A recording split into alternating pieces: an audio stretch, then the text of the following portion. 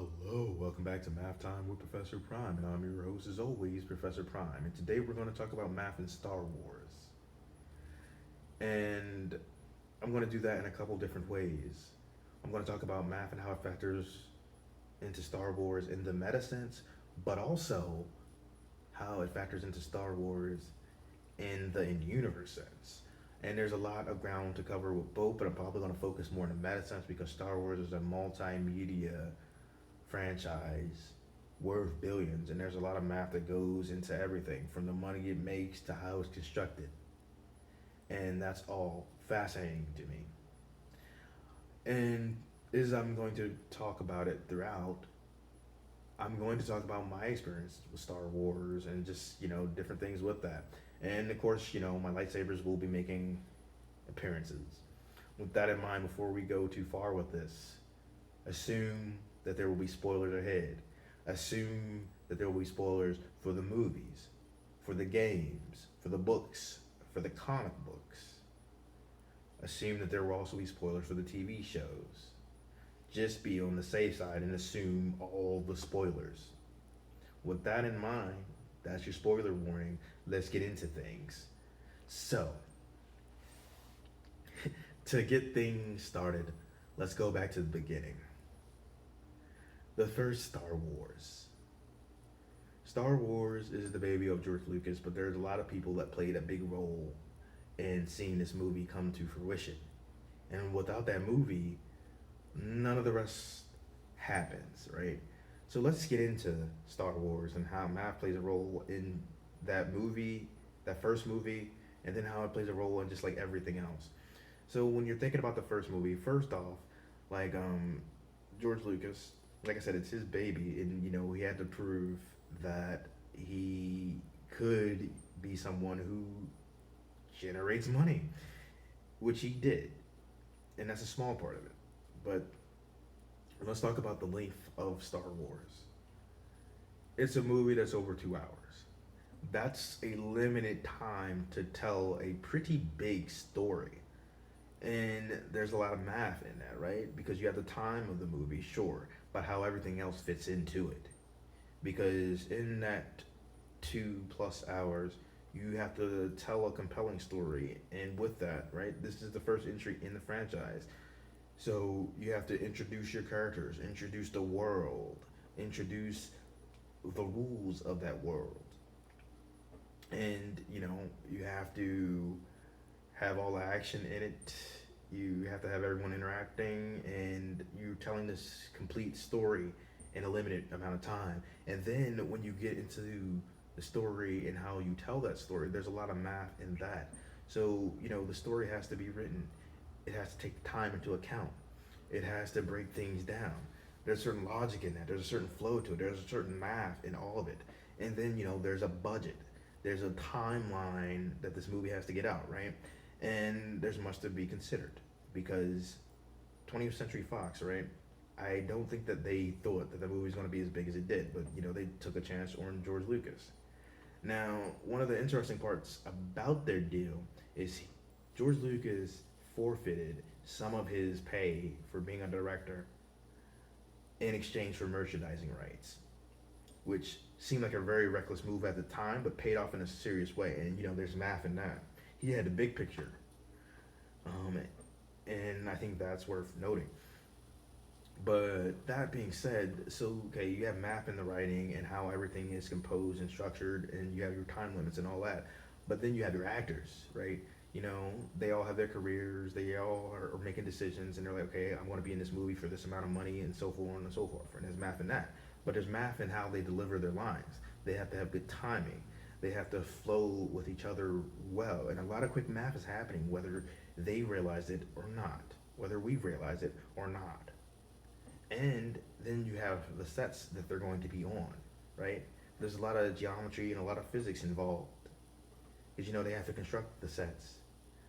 And the actors, they have to be certain distance from this item and that item from each other. They have to be considering a lot as far as their environment is concerned. And there's math in how everything is filmed, from the positions to the technology that allows things to be filmed. There's a lot of math in all that. And then there's a lot of math in terms of the editing and how the film is put together. Now, Star Wars is known for a lot of things, and it was the absolute game changer. And one of the interesting things that I don't think is talked about a lot, but enough that a decent amount of people know about it now, is that Star Wars is one of those movies that is known to be saved in the edit. Now, like I said, it's George Lucas's baby, right? But his wife at the time, Marsha Lucas, played a big role in seeing Star Wars get off the ground. She is pretty much the one who saved it in editing, and she doesn't get really enough credit for that, and that's a shame. And I hope to see that change. With that in mind, right?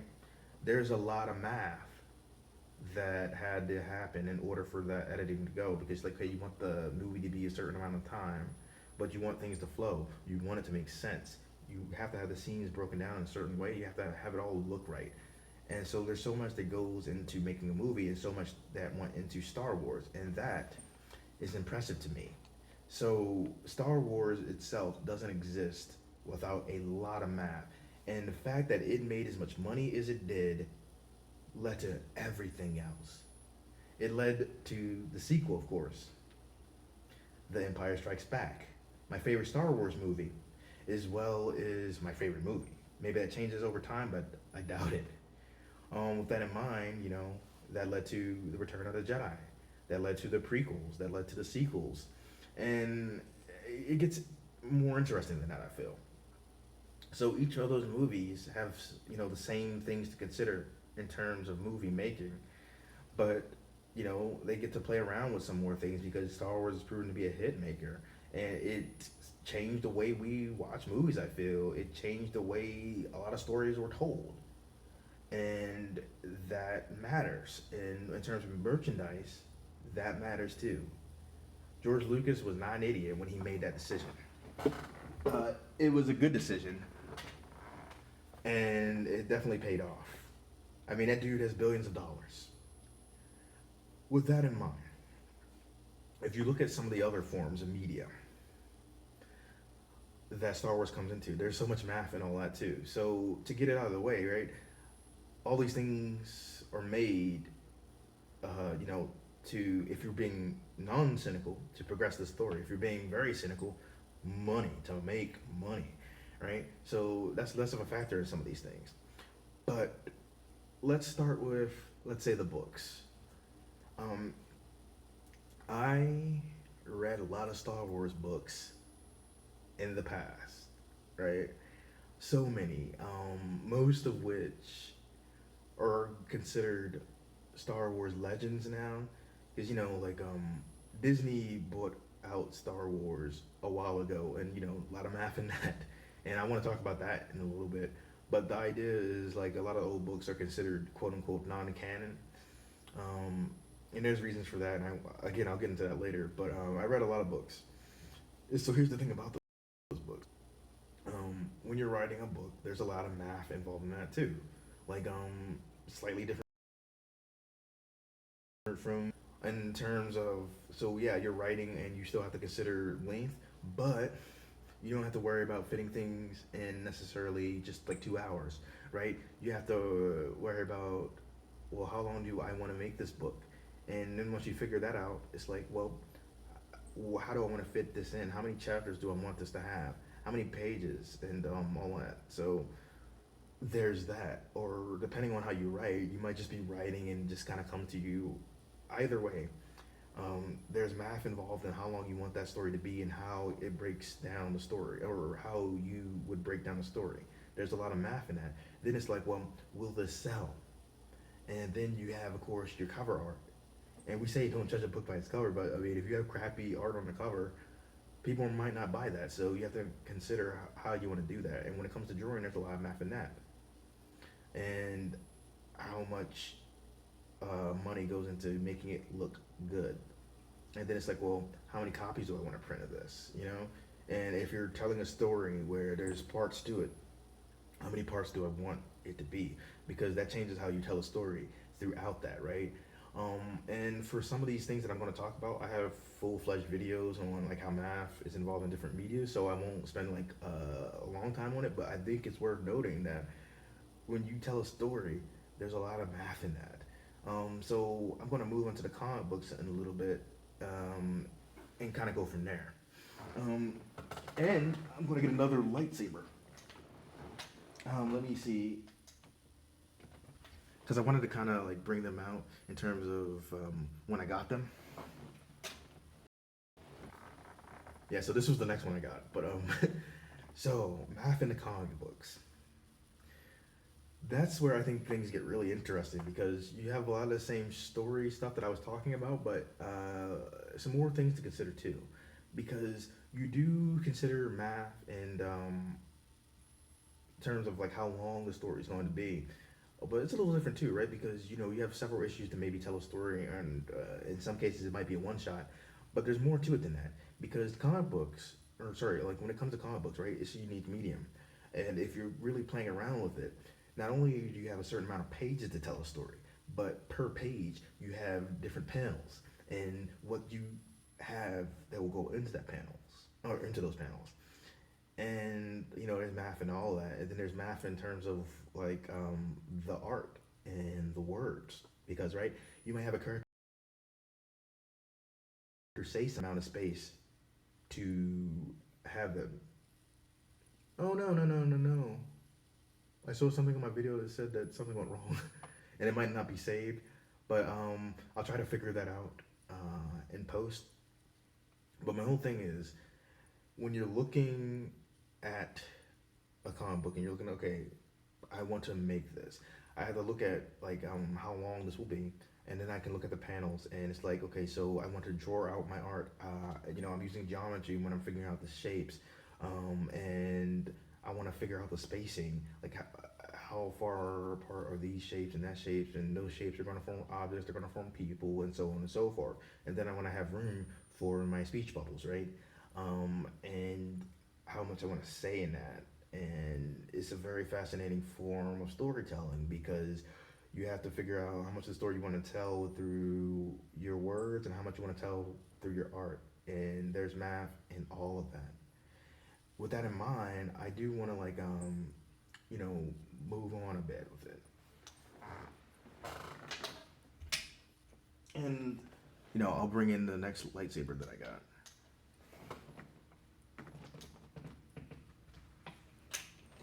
Sorry, that's taking a little bit.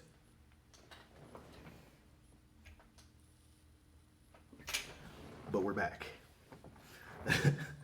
So, um, and if you're wondering why, sorry, there was a weird lighting thing. But if you're wondering why I did it the way that I'm doing it, I didn't feel like doing too much editing with this. Um, I don't know, the lighting is strange. But going into the next thing, like let's talk about TV shows. So you have a lot of the same things that you have to consider with movies, but you have more time to tell your story. And I think that's fascinating. And with the TV shows, I think it's worth noting that, we're getting a lot more now, and we've gotten a lot in these last like 20 years, I think. About, yeah. So about 20 years, we've had a decent amount of material. And when you talk about the stuff in the original, right? There was some stuff with CG, but not what we typically think of as CG, right? There's more of it now and more to consider in the TV shows. And there's a lot of math that goes into like CG. There's a lot of math that goes into animation. And I think it's worth noting that some of those shows that we had in the beginning were animation. And now we got some live action ones more and more. And there's just like there's so much math in how you want to tell those stories too, because with animation, there's so much in terms of like making those worlds. There's so much in terms of geometry and in terms of physics and just how that world is going to like look on that screen. There's so much to consider when you're talking about, well, okay, what's going to be in this frame and that frame and all the motion involved. There's so much math in that, and that's amazing to me. And it's just it's really cool. Now, and of course, I have like some videos on that too. So I'm going to talk about the games next. Oh my God, the games. Let's talk about the Star Wars games for a little bit. I could easily make an entire video on that subject alone, and then several other videos about particular games. So when it comes to Star Wars and the games, there's so much to consider. There's been some 2D games, there's been some 3D games, and there's a lot of math in terms of the animation. There's a lot of math that in terms of the programming and how long those games are, how much money you get to construct those games, and that affects how nice it looks. And everything has to come in together. And when things come together, it's like, well, how is this going to be sold? Is that going to make the money that we want? How does this fit into the larger story? How much story do we want to tell? And you got to focus on the gameplay too. And different Star Wars have different gameplay. There's some that are shooter based. There's some that are more lightsaber based. There's some that's a mix of those. And even within those realms, there's different mechanics for it, right? There's like some more traditional real time combat as far as lightsabers are concerned, and other things. But then there's also, turn based stuff out there. There's quasi real time stuff. There's a lot of math to consider. Like Star Wars Knights of the Old Republic is one of my favorite games of all time, and there's so much math in that, from the way that the worlds are constructed, from the way that the choices branch out that you make, and that all affects things. There's also like an infamous glitch in there. There's math in that and how it works and how to get around it. Um, there's math into the amount of items that you can carry, and all that stuff. And I might do a separate video on Knights of the Old Republic down the line, but I think it's worth noting that in addition to all those other things I said, the way that combat in there is done is pretty unique, and there's a lot of math within that. It's kind of like real time to an extent, but also turn based. It was the quasi real time that I was talking about, and it ends up being a unique experience. And for some people, I think they might be hesitant to look into it, but it's a great game, great story, and there's a lot of math working behind the scenes, and even like in your face kind of math as far as the combat's concerned, and how much you're paying for your resource, and then there's resource management. There's so many different things that you could talk about with this game. And for the record, I played Knights of the Old Republic 2 as well. It's a pretty good game. Like I don't think it gets the credit that it deserves, and I do like the first one better in terms of story, but it did build on the first one in terms of combat. Um, and yeah, and also Knights of the Old Republic has one of the best twists ever, and that one I'm not going to ruin, but I think most people know it by now. But let me switch things up. So, and I'm almost through my lightsabers. So I talked about like Star Wars and how it's used in different media, and how it works in like the metaverse. And all of this is able to be done at the end of the day because Star Wars is a franchise that has been proven to be worth a lot of money. It's proven to make a lot of money, but how much money is distributed is another issue to this project or that project. And before getting to some of the in-universe stuff, I think it's worth noting that several years ago, Disney bought out Star Wars. They paid, I think, $4 billion for it or something like that. And then their whole thing is like, they considered that an investment. And they made the sequel trilogy. They started making a lot of books, and they started, making TV shows. And there's a lot of math that goes into all that. And they wanted to make their investment and then like make that money back as possible. And I mean, I think there's some issues that came with that. I like the sequel trilogy. I have mixed feelings about it, but I like it overall, flaws and all. And I think it's safe to say they definitely made that money back. And they've affected the story and how we get into Star Wars. And I think they have to like juggle something that's interesting to me. Star Wars, again, is proven to make money. And they're putting a lot of money into it. And they're getting a lot of money out of it. But you have to worry about burnout. But I think they don't have to worry about it as much as I think that they do. If I actually stop and think about it, because okay, a lot of people might get burned out, but Star Wars is always accruing new fans, and I think that's worth noting. But yeah, so they also made a big thing where they made a lot of those older stories kind of non-canon, and they refer to them as legends. So it's like they still happen, but like not within the current like Disney canon. And I feel like that of course is money motivated. one, they want to make their own books their own way and not have to worry about all the past stuff. But two, if the stuff is considered non-canon, they can feel free to take a lot of ideas from that as well as comics, and adapt different things. And I think that's fascinating. And then whether it was Disney like right now or George Lucas before, the merchandising stuff. Like there's a lot of Star Wars merchandise, a lot of legitimate Star Wars stuff, and a lot of like knockoffs. But a lot of money to be made either way. And as you've seen throughout the video, I've been wielding my lightsabers, or at least holding them in this case. I wield them in other videos though. Sometimes dual wielding. Now, with all that in mind, I spend money on my lightsabers, right? So, to talk about things from a consumer level, I spend a lot of money on Star Wars stuff over the years. A lot on the games, a lot on the lightsabers. You know, believe it or not a lot on the books, but some on the books. Not a lot of the books, despite reading a lot of them, because libraries, they're still a thing. Like and you can get all sorts of stuff there now too, not just books, like DVDs, music, all that good stuff. But my point is, like, I still invested time, right? And whether it was investing time and or money, there's a lot of math that goes into all that. And currently, let me break down where I'm at with things.